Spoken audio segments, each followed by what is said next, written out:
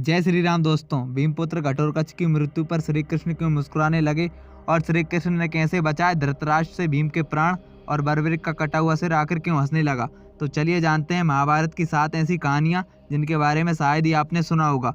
Video को पूरा जरूर देखें। तो चलिए वीडियो शुरू करते हैं। नंबर 1, बलराम जी हुए श्री कृष्ण और भीम पर क्रोधित। दरअसल बात उस समय की जब महाभारत का युद्ध अपने अंतिम चरण पर था। तब दुर्योधन पांडवों से भयभीत होकर एक सरोवर में छुप गया। तब युधिष्ठिर ने दुर्योधन से कहा कि अनुज भयभीत मत हो, तुम हम पांचों में से किसी एक को चुन लो और उसी से युद्ध करो। और फिर दुर्योधन सरोवर से बाहर आया और उसने भीम को युद्ध के लिए चुन लिया। भीम और दुर्योधन में भयंकर युद्ध हुआ।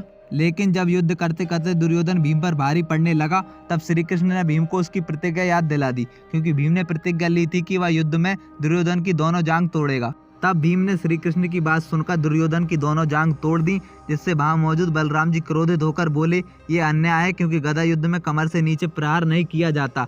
और बलराम जी श्री कृष्ण और भीम पर क्रोधित हो गए। इसके बाद श्री कृष्ण ने उन्हें समझाया कि दुर्योधन ने कौन सा युद्ध के नियमों का पालन किया है। और दाऊ, आप तब कहाँ गए थे जब 7 महारथियों ने अभिमन्यु पर एक साथ आक्रमण कर उसका वध कर दिया था। फिर बलराम जी शांत हुए और वहां से चले गए। नंबर 2, श्री कृष्ण ने को बढ़ाया था द्रौपदी का चीर। द्रौपदी चीर हरण के समय द्रौपदी की साड़ी श्री कृष्ण ने बढ़ा दी थी। यह तो सब जानते होंगे, लेकिन इसके पीछे की पूरी कहानी बहुत कम लोग जानते होंगे। दरअसल बात कुछ ऐसी है कि जब भरी सभा में शिशुपाल ने श्री कृष्ण का अपमान किया, तब श्री कृष्ण ने अपने सुदर्शन चक्र से शिशुपाल का वध कर दिया। तब उनकी उंगली सुदर्शन चक्र छोड़ते वक्त थोड़ी सी कट गई थी। श्री कृष्ण की कटी उंगली को देखकर द्रौपदी श्री कृष्ण के पास आई और उन्होंने उनकी साड़ी का पल्लू फाड़कर श्री कृष्ण की उंगली पर बांध दिया। तब श्री कृष्ण ने द्रौपदी से कहा था कि समय आने पर मैं तुम्हारे एक एक सूत का कर्ज उतारूंगा। और फिर जब द्रौपदी का चीर हरण हुआ, तब श्री कृष्ण ने द्रौपदी का चीर बढ़ा दिया था और इस प्रकार श्री कृष्ण ने द्रौपदी का कर्ज चुका दिया। इसलिए श्री कृष्ण ने द्रौपदी का चीर बढ़ाया था। नंबर 3, भीमपुत्र घटोत्कच की मृत्यु पर क्यों मुस्कुराए श्री कृष्ण। दरअसल बात कुछ ऐसी है कि जब घटोत्कच की मृत्यु हो गई तो पांडवों की सेना में शोक छा गया और सभी पांडव बहुत ज्यादा दुखी हो गए। तब भीम ने देखा कि घटोत्कच की मृत्यु होने पर भी श्री कृष्ण मुस्कुरा रहे हैं। तब भीम ने श्री कृष्ण से पूछा कि मेरे पुत्र की मृत्यु पर आप मुस्कुरा क्यों रहे हो केशव, क्या आपको मेरे पुत्र की मृत्यु का दुख नहीं है। तब श्री कृष्ण बोले, हे भीम, जब तक कर्ण के पास इंद्रदेव द्वारा दी गई दिव्य शक्ति थी, तब तक कर्ण को कोई पराजित नहीं कर सकता था। और कर्ण ने यह दिव्य शक्ति अर्जुन के लिए बचा कर रखी थी, जिससे अर्जुन को खतरा था। मगर अब अर्जुन को कोई खतरा नहीं है। अब अर्जुन सुरक्षित है, क्योंकि कर्ण ने इस शक्ति का प्रयोग घटोत्कच पर कर दिया है और वैसे भी घटोत्कच वीरगति को प्राप्त हुआ है, तो शोक करने की कोई आवश्यकता नहीं है। इसलिए घटोत्कच की मृत्यु पर श्री कृष्ण मुस्कुराने लगे थे। नंबर 4, श्री कृष्ण ने धृतराष्ट्र से बचाए भीम के प्राण। दरअसल बात कुछ ऐसी है कि जब महाभारत का युद्ध समाप्त हुआ, तब पांचों पांडव श्री कृष्ण के साथ धृतराष्ट्र से मिलने पहुंचे। धृतराष्ट्र अपने प्रिय पुत्र दुर्योधन तथा अन्य कौरवों की मृत्यु के कारण बहुत दुखी थे। एक एक कर युधिष्ठिर, अर्जुन, नकुल, सहदेव महाराज धृतराष्ट्र से मिलने लगे। मगर जैसे ही भीम धृतराष्ट्र से मिलने लगे, तब धृतराष्ट्र ने भीम से गले लगने की इच्छा जाहिर की। श्री कृष्ण महाराज धृतराष्ट्र के मन की बात पहले से ही समझ गए थे कि महाराज भीम को मारना चाहते हैं। मगर जैसे ही भीम धृतराष्ट्र से गले लगने के लिए आगे बढ़े, तो श्री कृष्ण ने भीम को रोक लिया और भीम के स्थान पर भीम की लोहे से बनी मूर्ति आगे बढ़ा दी। धृतराष्ट्र ने क्रोध में आकर लोहे की बनी भीम की मूर्ति को दोनों हाथों में दबोचकर मूर्ति के टुकड़े टुकड़े कर दिए। इस प्रकार श्री कृष्ण ने भीम के प्राण बचा लिए। नंबर 5, सहदेव ने खाया अपने पिता का मस्तिष्क।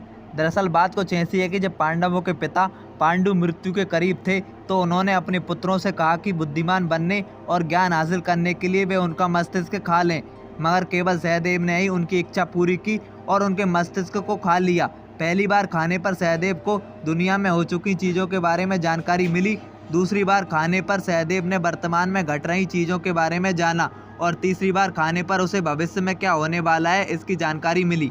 इसलिए सहदेव में भविष्य देखने की क्षमता थी और इसी कारण दुर्योधन सहदेव से युद्ध शुरू करने के सही मुहूर्त के बारे में पूछने गया था।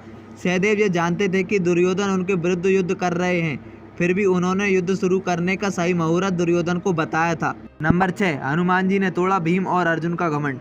एक समय की बात है जब द्रौपदी के कहने पर भीम कमल पुष्प लेने के लिए गंधमादन पर्वत पर स्थित कमल सरोवर जा रहे थे। तब भीम को रास्ते में हनुमान जी वृद्ध बानर के रूप में लेटे हुए मिल गए। हनुमान जी की पूंछ रास्ते में थी, तो भीम ने हनुमान जी से कहा कि कृपया अपनी पूंछ हटाइए। हनुमान जी बोले, भाई राम का नाम लो और पूंछ को हटा दो।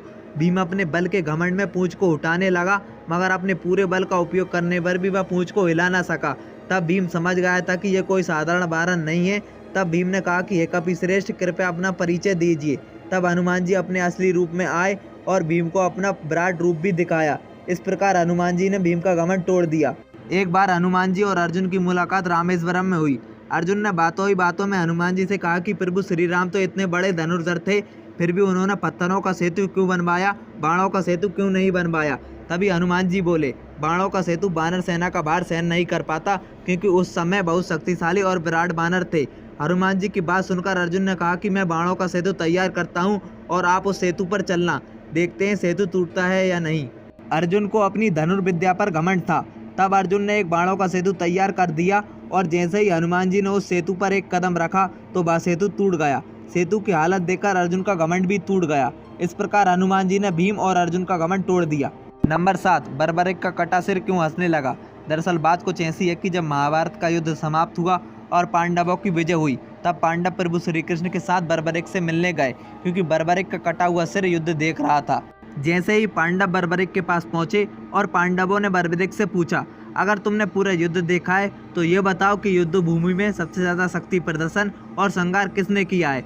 ये सुनकर बर्बरिक का कटा हुआ शीश हंसने लगा। बर्बरिक के हंसने पर पांडवों ने पूछा कि तुम हंस क्यों रहे हो। तब बर्बरिक बोले, इस युद्ध में तो मैंने प्रभु श्री कृष्ण की लीला देखी है।